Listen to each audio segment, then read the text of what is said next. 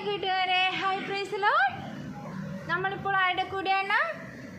മിസ്രൈമിലെ എബ്രായ മന്ത്രിയുടെ കൂടെ. പാടാം. ഉന്നത ദൈവത്തിന് അനുഗ്രഹങ്ങൾ തൻ്റെ ദാസന്മാരിലൂടെ പകർന്നിടും കൃപ കൃപ. ലോകത്തിലൊക്കെയുമുള്ള നന്മകളെ തൻ്റെ മക്കളിലൂടെ പകരുന്ന ദയാ ദയാ. ഉന്നത ദൈവത്തിന് അനുഗ്രഹങ്ങൾ തൻ്റെ ദാസന്മാരിലൂടെ പകർന്നിടും കൃപ കൃപ. ലോകത്തിലൊക്കെയുമുള്ള നന്മകളെ തൻ്റെ മക്കളിലൂടെ പകരുന്ന ദയാ ദയാ. സ്വർഗീയ ദൈവത്തിന് അനുഗ്രഹങ്ങളൊക്കെ വാഗ്ദത്ത ജനത്തിലൂടെ മാത്രമെന്നും. സ്വർഗീയ ദൈവത്തിന് അനുഗ്രഹങ്ങളൊക്കെ വാഗ്ദത്ത ജനത്തിലൂടെ മാത്രമെന്നും. ലോകത്തിൽ വെളിച്ചമായിട്ടും ലോകത്തിൽ പത്രമായിട്ടും ലോകത്തിൽ ഉപ്പായിട്ടും ലോകത്തിൽ പാത്രമായിട്ടും തൻ ജനത്തെ ഉപയോഗിച്ചിടുന്ന കർത്താതി കർത്താവിനെന്നു സ്തോത്രം. തൻ ജനത്തെ ഉപയോഗിച്ചിടുന്ന കർത്താതി കർത്താവിനെന്നു സ്തോത്രം.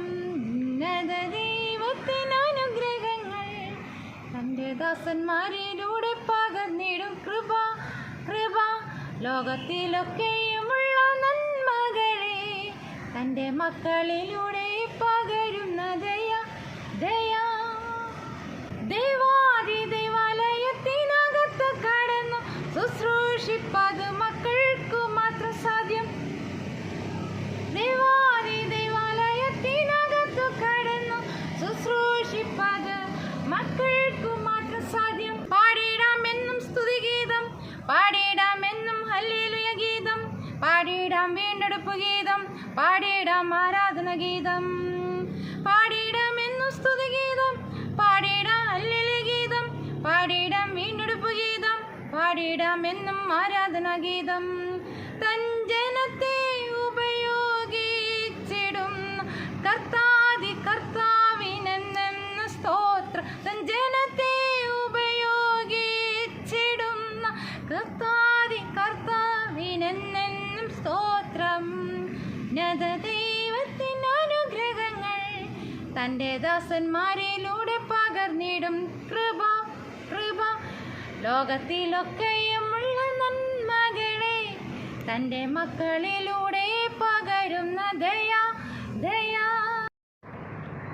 നമ്മൾ പാടിയല്ലേ, ഉന്നത ദൈവത്തിന് അനുഗ്രഹങ്ങൾ തൻ്റെ ദാസന്മാരിലൂടെ പകരുന്നിടും കൃപ കൃപ. ദൈവത്തിൻ്റെ കൃപയും ആ ദയയും, അതെ, ലോകത്തിലൊക്കെയുമുള്ള നന്മകളെ തൻ്റെ മക്കളിലൂടെ പകരുന്ന ദൈവം. സ്വർഗീയ ദൈവത്തിന് അനുഗ്രഹങ്ങളൊക്കെയും വാഗ്ദത്ത ജനത്തിലൂടെ പകരുന്ന ദൈവം. ദൈവത്തിന് ഇന്ന് പ്രവർത്തിക്കാനായിട്ട് തൻ്റെ സഭയും തൻ്റെ മക്കളും തൻ്റെ ജനവും ഒക്കെയാണുള്ളത്. ആ ദൈവം ഇന്നും ഉപയോഗിക്കുന്നു. ഉപ്പായിട്ട്, പത്രമായിട്ട്, പാത്രമായിട്ട്, വെളിച്ചമായിട്ട് ഈ ലോകത്ത് തൻ്റെ മക്കളിലൂടെ ദൈവം ചെയ്യുന്ന വൻകാര്യങ്ങൾ എത്ര എത്ര. ഹല്ലേലൂയ. പൊട്ടക്കിണറ്റിൽ കിടന്ന യോസഫിനെ ദൈവം പുറത്തെടുത്തു. തടവറയിൽ കിടന്ന യോസഫിനെ ദൈവം പുറത്തു കൊണ്ടുവന്നു. എന്തിനാണ്? ആ ലോകത്ത് വെളിച്ചമായിട്ട് അനുഗ്രഹമായിട്ട് തീരാനായിട്ട്. ഇന്നും ദൈവം തൻ്റെ ജനത്തെ ഉപയോഗിച്ചുകൊണ്ടിരിക്കുന്നു. ആ ഉപ്പായിരിക്കുന്ന തൻ്റെ മക്കളെ ഇന്ന് പല ഉപദ്രവങ്ങളിലൂടെ കടന്നുപോയാണ് അവർ പലരും, നമ്മൾ മാതാപിതാക്കൾ, മിഷണറിമാർ അനേകർ ചെയ്യാത്ത കുറ്റം ചുമത്തപ്പെട്ട് തടവറകളിലായിരിക്കുന്നു. എന്നാൽ അവർക്ക് വേണ്ടി നമ്മളിന്ന് പ്രാർത്ഥിക്കേണ്ടിയിരിക്കുന്നു. പാനപാത്ര പാക പ്രമാണി യോസഫിനെ മറന്നുപോയി. അങ്ങനെയാണ് നമ്മൾ ചിന്തിച്ചത്. എന്നാൽ അദ്ദേഹത്തെ തന്നെ വീണ്ടും ദൈവം ഓർപ്പിച്ചുണർത്തുകയാണ്. എങ്ങനെ? ഒരു സ്വപ്നത്തിലൂടെ തന്നെ ജോസഫിനെ പുറത്തു കൊണ്ടുവരാനായിട്ട് രാജാവിൻ്റെ സ്വസ്ഥത കെടുത്തിയ ദൈവം. അങ്ങനെ പാനപാത്രവാഹകൻ പിന്നീട് യോസഫിനെ ഓർക്കുന്നു. ഒരുപക്ഷെ അവർ തമ്മിൽ കണ്ടപ്പോൾ പറഞ്ഞു കാണും, ആ പാനപാത്രവാഹകൻ പ്രമാണി ക്ഷമ ചോദിച്ചുവാണല്ലോ യോസഫിനോട്. യോസഫ് അദ്ദേഹത്തെ ആശ്വസിപ്പിച്ചാണ്.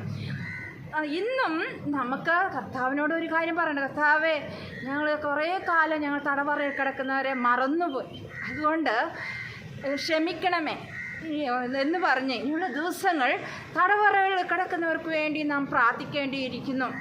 അങ്ങനെ പ്രാർത്ഥിച്ച് അതിലൂടെ അനേകർ പുറത്തു വരട്ടെ. കാരണം കർത്താവിൻ്റെ പൊന്നുനാം മഹത്വപ്പെടേണ്ടിയിരിക്കുന്നു. ഈ തടവറയിൽ കിടക്കുന്നവരെല്ലാം നിസ്സാരന്മാരല്ല. അനേകരെ ഊട്ടിയവർ, അനേകരെ ഒടിപ്പിച്ചവർ, അനേക സന്മാർഗങ്ങളെ പറഞ്ഞു കൊടുത്തവർ, അനേകർ മുന്നോട്ട് നയിച്ചവർ. എങ്ങനെ പോകുന്നു ആ ഉത്തമ കാര്യങ്ങൾ. അവർ എത്രയും വേഗം പുറത്തു വരട്ടെ. നമുക്ക് പ്രാർത്ഥിക്കാം. ഹല്ലേലൂയ.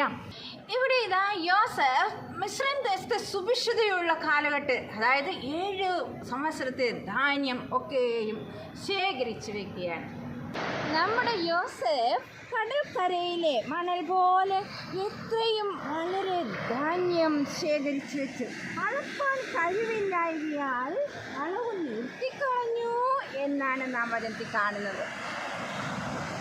മിസ്രൈം ദേശത്തുണ്ടായ സുവിശുദ്ധിയുള്ള 7 സംവത്സരം കഴിഞ്ഞപ്പോൾ യോസഫ് പറഞ്ഞതുപോലെ ക്ഷാമമുള്ള 7 സംവത്സരം തുടങ്ങി. എന്നാൽ മിസ്രൈം ദേശത്ത് എല്ലായിടവും ആഹാരം ഉണ്ടായിരുന്നു. പിന്നെ മിസ്രൈം ദേശത്ത് എല്ലായിടവും ക്ഷാമം വരാൻ തുടങ്ങി.